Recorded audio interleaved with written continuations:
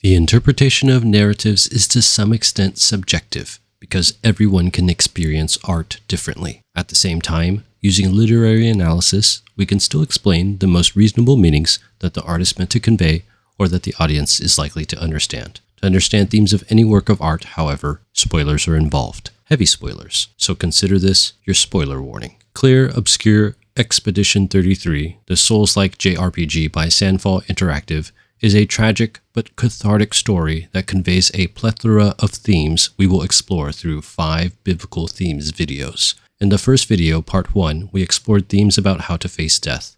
In the second video, part 2, we took a look at themes regarding family and family relationships. In the third video, part 3, we unpacked themes about the world and its connection with a greater world, especially the idea of using an artistic world to numb grief.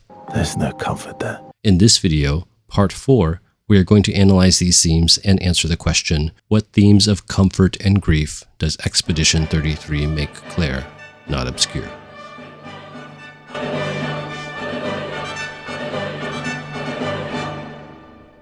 The first theme of today's video on themes of comfort in Expedition 33 is about finding comfort in the afterlife. In a game with a strong emphasis on death, the fact that the game would reference the afterlife is not surprising. Gustav doesn't really talk much about Sophie's death or whether he believes in the afterlife, despite her meaning a lot to him. Instead, he goes off on his expedition and immediately has to face the deaths of all his comrades in a much more brutal and traumatic fashion. However, once Gustav dies, many of the members of Expedition 33 must grieve and find comfort in their grief, and many of them express belief in the afterlife. Say hi to Soph for me, yeah? At Gustav's burial service, Mael says goodbye to him, including a mention of a reunion in the afterlife. See you in the next life. Lune, too, clearly expresses her belief in the afterlife, declaring that her use of magic, or chroma, allows her to feel the presence of her deceased loved ones. I feel their presence, their closeness, and they help me. You feel Gustav? Yeah, I do.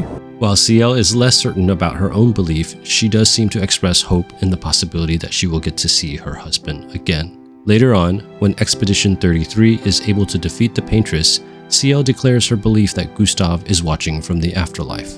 And I'm pretty sure Gustav's watching over us. A slightly different take on the afterlife is that of the Gestrels. Monoko takes comfort in Noko's death with the fact that in essence he can be reincarnated using their sacred river.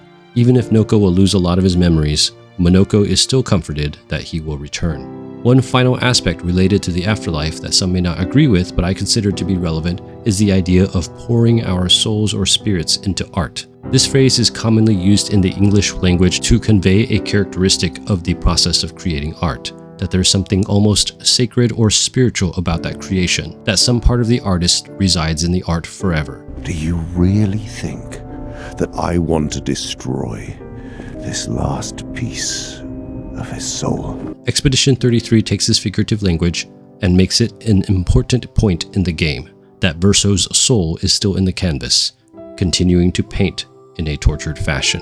While it is unclear if this is a direct belief in the afterlife, most of the Desandra family seem to accept that this is indeed some small part of Verso in some sort of metaphysical way, and that part of Verso brings both Aline and Alicia comfort. In the Bible, the Apostle Paul teaches that the belief in the afterlife should bring comfort to Christians about their loved ones who have passed away. But we do not want you to be uninformed, brothers, about those who are asleep, that you may not grieve as others do who have no hope. For since we believe that Jesus died and rose again, even so, through Jesus, God will bring with him those who have fallen asleep. For this we declare to you by a word from the Lord, that we who are alive, who are left until the coming of the Lord, will not precede those who have fallen asleep. For the Lord himself will descend from heaven with a cry of command, with the voice of an archangel, and with the sound of the trumpet of God. And the dead in Christ will rise first. Then we who are alive, who are left, will be caught up together with them in the clouds to meet the Lord in the air. And so we will always be with the Lord. Therefore, encourage one another with these words. 1 Thessalonians chapter 4, verses 13 to 18. Expedition 33 tries to find comfort wherever it can, including how Christians find comfort in the afterlife. Besides the afterlife, however, Expedition 33 also finds comfort in each other, which is connected to our second theme.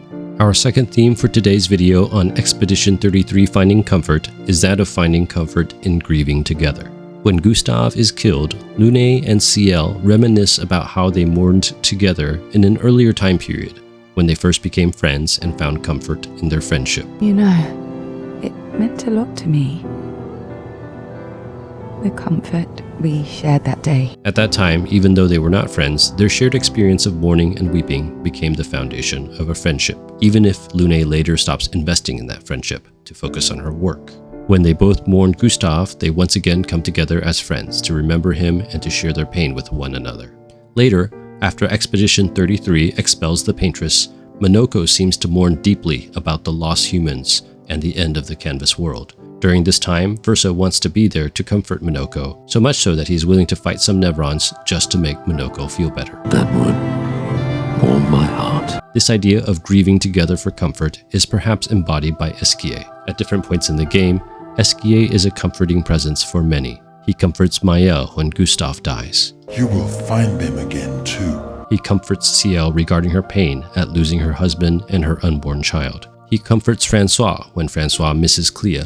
And finally, he comforts Verso when Verso himself is struggling. In the Bible, the Apostle Paul often reminds Christians to do the same. Finally, brothers, rejoice. Aim for restoration, comfort one another, agree with one another, live in peace, and the God of love and peace will be with you. 2 Corinthians chapter 13, verse 11. Rejoice with those who rejoice. Weep with those who weep. Romans chapter 12, verse 15. Just as Christians should comfort one another and be there for each other, the members of Expedition 33 do comfort one another throughout their tragic experiences. However, sometimes people are so distraught they are unwilling to be comforted, even if others want to help. This leads us to our third theme. The third theme on comfort for today's Expedition 33 video is that of rejecting comfort to grieve alone. This theme, while not developed a lot, is critical in certain moments of the narrative. When Gustav first dies, Maël initially refuses Verso's condolences. Can you please go? Despite the fact that Verso is the one who brings back Gustav's arm and journal, she refuses comfort, wishing to grieve alone. Later, Maël is angry at everyone for attempting to push forward in accordance with their slogan, "When one falls, we continue." This is revealed to be the same attitude that the paintress Aline has in grieving for her son Verso. Rather than mourn together with her husband and two daughters, as suggested in the previous theme, she chooses to be alone, to grieve alone, even going as far as painting a fake family in order to live in denial. When Maël regains her memories as Alicia, she restores Lune and Ciel. After they are restored, they are surprised that she doesn't want to be with her newly regained Descendre family in the real world. I love my family, but they're all gone, in one way or another. From the perspective of the painters, she is choosing to be alone, rejecting the comfort of her family members to grieve alone in her fantasy, preferring the company of painted creations and particularly painted Verso over that of her real family. In the Bible, the patriarch Jacob also experiences something similar, ignoring all his children and choosing to mourn his favorite son Joseph until death. And he identified it and said, "It is my son's robe. A fierce animal has devoured him. Joseph is without doubt torn to pieces." Then Jacob tore his garments and put sackcloth on his loins and mourned for his son many days. All his sons and all his daughters rose up to comfort him, but he refused to be comforted and said, "No, I shall go down to Sheol to my son, mourning." Thus his father wept for him. Genesis chapter 37, verses 33 to 35. The reason that many choose to mourn until death is because they believe that there is no hope, that there will never again be joy or comfort. But the game portrays this as a lie, which is our last theme. Expedition 33's last theme for today's video on comfort is that of hope for new comfort and joy after grief. Verso wanted us to experience the excitement of new beginnings. Throughout the game, many characters grieve deeply and believe that there is no hope in their lives, which is why they would rather die numbing their grief rather than attempting to face the pain. However, throughout the game, this is shown to be untrue. What's the lesson with this one? Hope. This is first hinted at when Expedition 33 expels Aline from the canvas. When Aline is losing her form in the canvas, she asks Verso why he would do such a thing, but he ignores her question to address her real issue, that she should trust that proper grieving will eventually give her more comfort. Rest now. Things will be better soon. This theme is also explicitly stated in the motif of new beginnings, when Verso asks Minoko why he is willing to give up his existence and his relationship with Noko to save Aline and Alicia. Minoko states that he is doing it For Verso. And for you. Verso gave us many new beginnings. He would have wanted a new beginning for you too. You deserve a new beginning.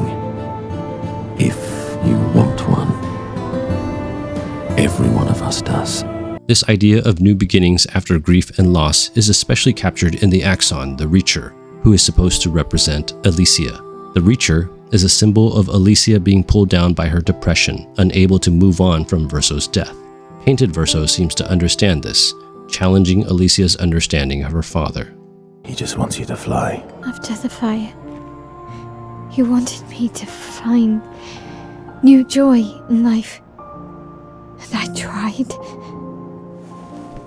But I couldn't. Child, it will get better, I promise you. That there is comfort and hope after grief, but she refuses to believe this. At the end of the game, in Verso's ending, he challenges Mael, telling her to go home, but she claims that she has nothing to go home to, that her life has been destroyed by tragedy. However, when he expels her, he contradicts her and tells her that she is strong enough to survive her grief, strong enough to create a new beginning. You've got this incredible power to paint. In the Book of Lamentations, the author also suggests something similar, that God provides new beginnings after grief. He has made my teeth grind on gravel and made me cower in ashes. My soul is bereft of peace. I have forgotten what happiness is. So I say, my endurance has perished. So has my hope from the Lord. Remember my affliction and my wanderings, the wormwood and the gall. My soul continually remembers it and is bowed down within me. But this I called to mind, and therefore I have hope. The steadfast love of the Lord never ceases. His mercies never come to an end. They are new every morning. Great is your faithfulness. The Lord is my portion, says my soul. Therefore I will hope in him. Lamentations chapter 3, verses 16 to 24. Like the Bible suggests, after grief and loss, there is still hope for new beginnings. I guess this represents his hope for us. Go, claim your piece of sky. Though it will take time, facing grief allows us to find comfort and joy once more. Clair, Obscur Expedition 33 is a very moving game that evokes feelings of both despair as well as comfort, painting many themes throughout its tragic narrative. The first video, part 1, was focused on how to face death. The second video, part 2, emphasized themes of family. The third video, part 3, centered around themes about the nature of the world. This video, part 4, explained the themes the game portrays about comfort and grief. The last video, part 5, will focus on themes of truth and lies, which will hopefully help us make sense of the endings. That's all I have for you in this video. Bless you guys. Thank you so much for watching, I really appreciate it. If this video blessed you in some way, please consider watching some of my other videos, subscribing, or sharing with me some of your thoughts in the comments below.